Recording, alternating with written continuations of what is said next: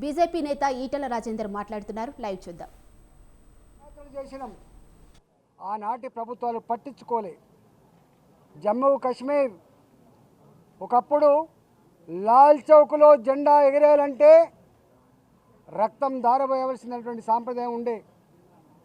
ఇవాళ అలాంటి జమ్మూ అండ్ కాశ్మీర్లో 370 ఆర్టికల్ రద్దు చేసి జమ్మూ కాశ్మీర్లో ఒకే చట్టం అమల్లో ఉంటుందని చెప్పి, భారతదేశ రాజ్యాంగమే చట్టమే అమలు జరుగుతుందని చెప్పి పరిష్కరించినటువంటి మహనీయుడు నరేంద్ర మోడీ గారు దాన్ని అత్యున్నతమైనటువంటి న్యాయస్థానం, సర్వోన్నత న్యాయస్థానం మొన్ననే దానికి ఎండార్ట్ చేసిన విషయం మీరు చూస్తూ ఉన్నారు. ఖలిస్తాన్ ఉద్యమాలు, నార్త్ ఈస్ట్ స్టేట్స్లో వేర్పాటు ఉద్యమాలు జరిగినాయి. కానీ వాళ్ళ ఈ దేశంలో ఎక్కడ కూడా వేర్పాటు ఉద్యమాలకు ఆస్కారం లేదు. ఇవాళ అనేక సంవత్సరాలుగా పీఓకే, పాకిస్తాన్ ఆక్యుపైడ్ కాశ్మీర్,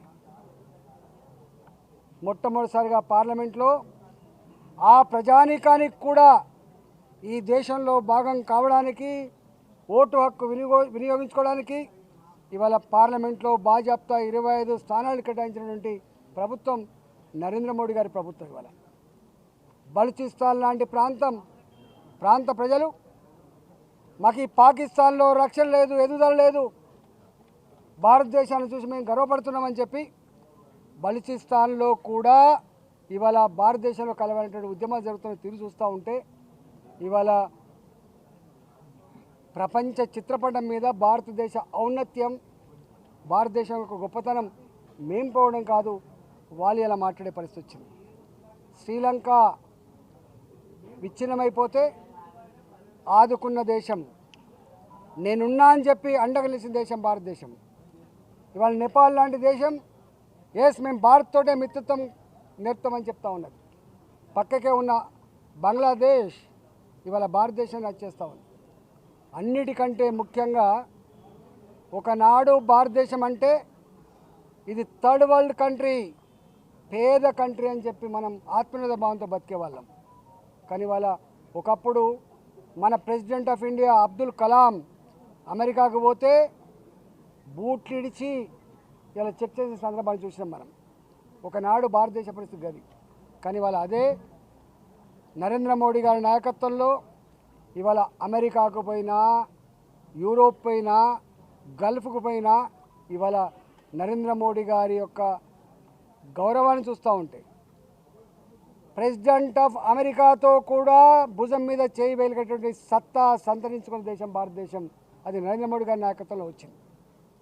ఇట్లా దేశాల ప్రధానమంత్రులే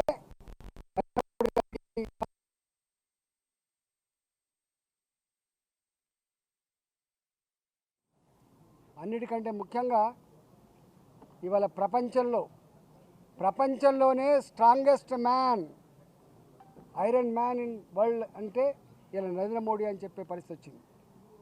ఇవాళ అంతేకాదు, ఈ దేశంలో కరోనా వచ్చినప్పుడు చాలామంది చాలా రకాలు మాట్లాడింది.